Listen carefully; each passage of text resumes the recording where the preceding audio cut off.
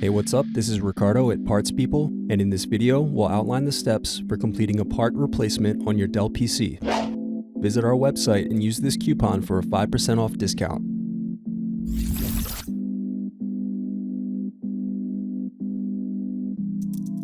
First, unscrew and slide out DVD optical drive. Then unscrew and remove bottom base.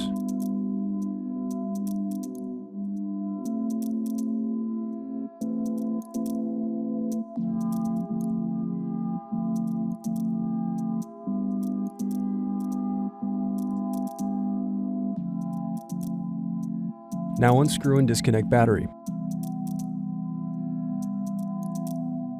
Next, unscrew and lift display hinge from palm rest. Then unscrew and disconnect DC jack.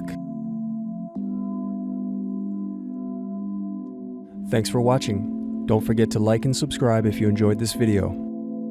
And if you need more, check out this playlist to watch other tutorials for your laptop. You can also click here to find parts for your laptop at partspeople.com.